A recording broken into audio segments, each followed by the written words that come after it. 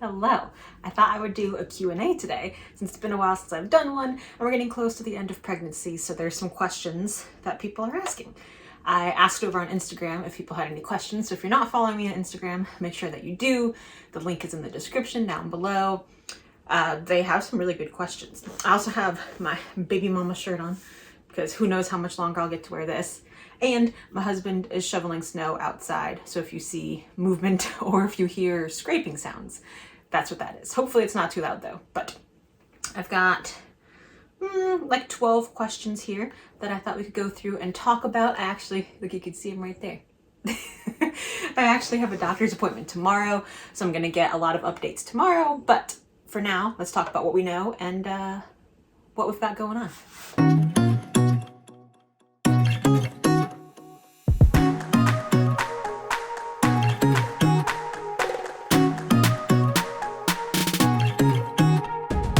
So I'm 36 weeks right now. Technically there's 24 days until my due date, but I will not be going that long. I'll know more tomorrow about when we're actually having the baby, but it'll be less than 24 days for sure. But the first question was, what was your dilation at your 36 weeks appointment? I have that tomorrow, so I'll be able to update you all on what that is. My guess is 0. My guess is I'm not dilated at all because I haven't had any kind of cramping or contractions or anything that would make me think I'm in labor. But it'd be cool if I was. So I'll let you know tomorrow. I grouped these two questions together because they seemed basically the same. Does your husband have much time off work for baby arriving? And do fathers not get paternity leave in America?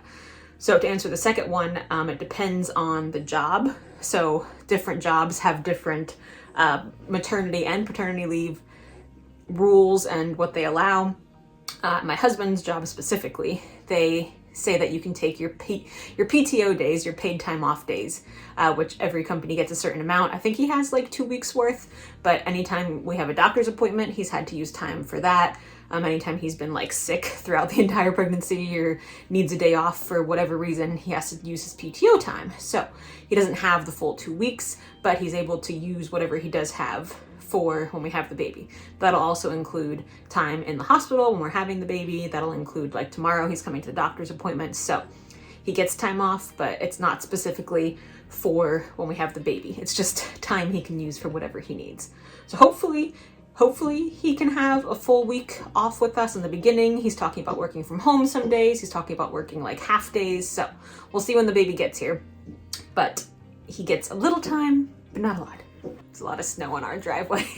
We had like 4 inches of ice here and then it snowed on top of it. So he's down to the ice part now. He's shoveling out there and like banging the ice. So I apologize for any loud banging noises. This next one I lumped together as well. Have you looked into what support there is available for breastfeeding? So my hospital has lactation consultants that work there. So while we're there having the baby, they'll come around and talk to us and help us with all of that. So I definitely want to take advantage of those resources. Also, the baby's pediatrician that we're going to be bringing him to has lactation consultants that work for them as well. So after I leave the hospital, I'll be able to talk to them and get any follow-up questions solved there, which is fantastic. And then basically the same question, have you noticed any colostrum yet? And are you going to collect colostrum? I haven't noticed anything yet. I'm 36 weeks. I haven't had any kind of leaking. I haven't had any kind of like milk indication at all, which I've heard doesn't mean that you'll have trouble breastfeeding, but it like concerns me a little bit that I haven't had anything, and I've heard lots of people get lots of leaking. So haven't had anything. I plan to breastfeed the baby when he comes and hope that it all goes well, and I'll try to save as much as possible and hopefully build up at least a little bit of a supply so that I can sleep more than 2 hours in the night and can actually have somebody else feed the baby at least overnight eventually. Next question is, how soon will you be announcing the name?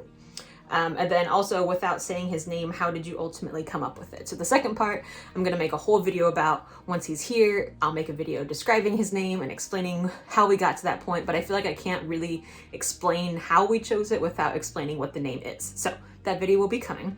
In terms of how soon will you be announcing the name, I have little props and outfits and stuff for in the hospital. I'll definitely take a picture of him announcing his name in the hospital, but I don't know exactly when I'll post it. When we're in the hospital, my plan is to take advantage of the resources that we have there, like the lactation consultants and the nurses and doctors and everything that will be offered to us, and I want to make sure I know how to take care of the baby, and I want to make sure that we're bonding with the baby and that we have time to focus on all of that. So if I have some downtime and free time and I feel like posting a video somewhere, then I will. If not, once we get back home and I've actually slept and been able to relax for a second, then I'll make a video to announce his name. Because I know it's important, but also like actually knowing how to take care of the baby feels more important than announcing his name immediately. But it'll be great, don't you worry.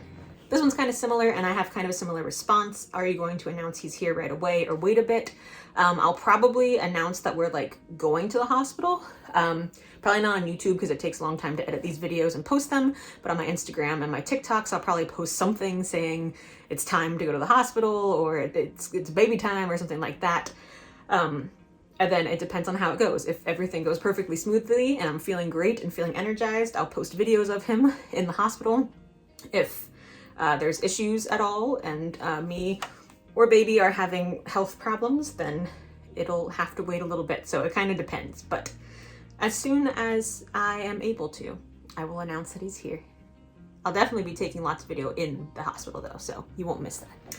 A lot of people asked about being scared. There was, are you scared of the labor? What's one thing you're most afraid of during labor? And any fears or things you're excited for? So I don't know why people think that it's a scary thing. Obviously birth is a big deal and there's some scary parts that go into it, but I'm not scared of the labor, and I'm not really focusing on what I'm most afraid of happening during labor because that's not the part I want to focus on. I want to have it be a positive experience no matter what happens. I'm going to be induced unless for some reason I go into labor naturally, which is highly unlikely to happen. But induction already kind of has a long time stamp on it, and I'll probably be in labor for a while. It might be more intense because I'll probably have Pitocin. So I don't want to go into it thinking of all the things that I'm scared of and the things that I worry might happen. I want to go into it with an open mindset that I'm finally having my baby that I've been waiting so long for, and that he's like manifesting that he's healthy and I'm healthy and that it's a good experience, and I just want to focus on the positive parts and not the parts that I'm scared of. And then going along with that, how are you feeling? Relieved, excited, nervous, all of the above. All of the above. I feel nervous, but not as nervous as I thought I would. Maybe once we're like actually going to the hospital and it's time, I'll feel more nervous, but mostly excited and mostly happy that like we're at the end of this point and baby's coming. Like, how cool. I'm excited. These ones all kind of have to do with birth plans. So, we'll start with, do you have a birth plan? If so, can we see? Almost dropped my laptop. The correct answer is no, I do not have a birth plan. So there's nothing to show you. I've kept it very minimal and very flexible because everything's been up in the air. I have gestational diabetes, which means since I'm on medication now, they won't have me go past 39 weeks, which probably means induction.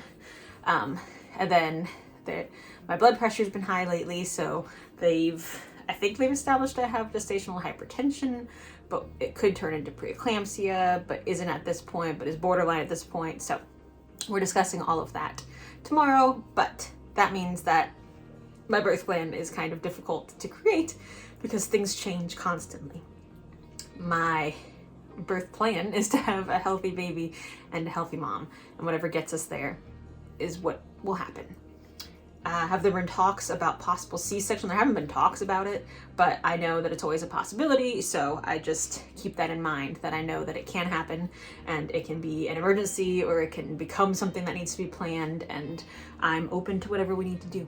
My little poodle's just like hanging out down here staring at me. Why are you staring at me? You want to come up? She wants to sit on my lap. Come on. There you go. Where are we going to put the laptop now?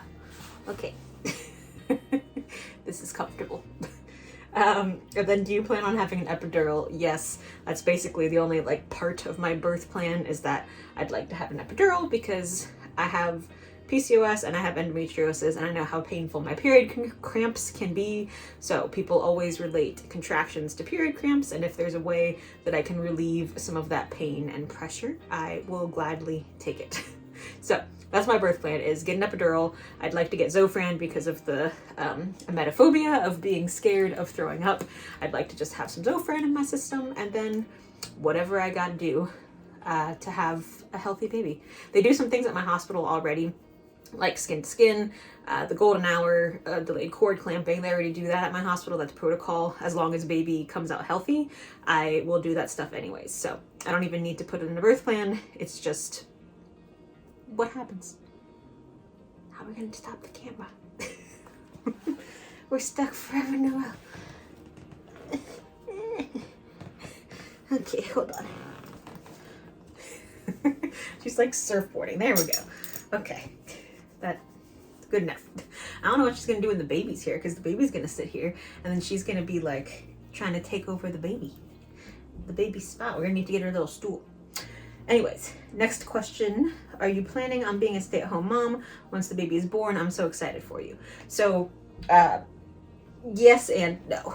I'd like to stay home with the baby as long as possible. I have multiple degrees in child development, basically, so I feel like this is my time to shine, to help raise the baby, and I want to spend as much time with him as possible and do all of the things that I've learned that are good to do with babies. It just depends on how it works financially for us. So I'll be home at first in the beginning, so I guess technically considered a stay-at-home mom in the beginning, and then we're just going to constantly be reassessing and seeing how it's going. So if things are going well and financially we're doing okay, then we will continue in that direction. And if it's getting stressful and I need to go back to work, then that is what will have to happen. So that's the plan for now. Not really much of a plan. This next one, I don't even know my answer fully. Are you going to miss being pregnant? My immediate answer is no. Because there's just been so much that has happened that I've had to deal with the gestational diabetes, with the high blood pressure now, with being considered high risk through like the entire thing. It's caused a lot of anxiety and a lot of stress being pregnant.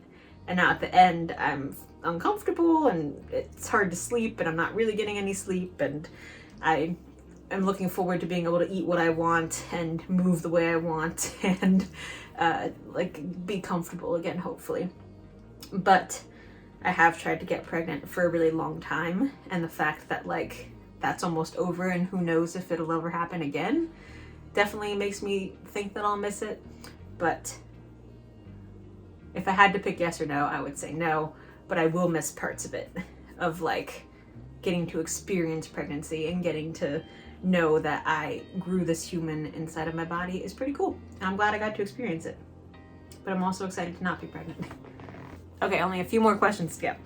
Are you going to do a birthing video for YouTube and vlog what you can? Yes, I watch birth videos and labor videos all the time. I watch like multiple a day, especially now that we're getting close to the end. I've been watching all kinds of videos about induction and how that works and how people's experiences are. So I want to vlog as much as possible. I don't know my hospital's rules on like what you can and can't videotape. I know if we have a C-section, we probably can't videotape that. Some hospitals don't let you actually videotape the part where the baby is born, so I don't know if we're allowed to videotape that, but I'm going to do my best to record as much as possible, not only because, like, for myself, because I want to look back on it, but so that I can share it with other people, because I just really love watching those kinds of videos, and I'm excited to actually make my own, because I've watched them for many, many years, and now this will be, like, my own birth and, not my own birth, but my own birth experience and labor vlog, which is exciting. So it won't come out right away because I'm gonna have a newborn baby and it'll take a little bit of time to edit and put together, but it'll be here and hopefully it'll be epic. This next one I thought was a really sweet question. Do you need reassurance on anything? I don't know. It's nice just reading the comments and the nice comments in general. I like just having people say all of the nice things that they've said, that they've been here for the journey and that that they've been here for the journey. They've been following along and all of the supportive and sweet things that they say. It's nice knowing other people who have been in similar situations, whether it's induction or gestational diabetes or hypertension or preeclampsia or just being a first-time mom in general. Can I help you? Boop. So it's nice to hear from other people that have been in similar situations. So if you have had any of those things happen to you, even if you're a first-time mom, or if you struggled with infertility and then finally had a baby, any of those experiences, I love to hear about those. So leave them in the comments down below. Let me know how it went for you. Hopefully really smoothly. All right, this is our last question. What are you most looking forward to after baby arrives? So many things.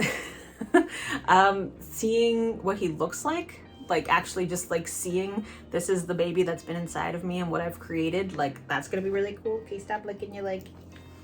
That's gonna be really cool. Being able to just like visualize this person, like how big is he, what color hair does he have, like what's his body build, what's his eye color, does his name suit him, does he look like me, does he look like my husband, both of us. Like I'm just excited for all of that stuff. And then just having like the baby. I've been through the pregnancy part now. I feel like I can cross that off my checklist. I've been pregnant, and now I'll like actually have a baby, which is the part I've been waiting for this whole time. So I'm excited to just be at that point of like sitting in this chair and rocking the baby and seeing him in his crib and all of the outfits that I have in the closet actually being on him, like seeing the dogs interact. I'm excited. I think this one will definitely like him. I think Ellie won't care, but I think Noelle will like him. She lays on him all the time and is always next to him, so I think she likes the baby.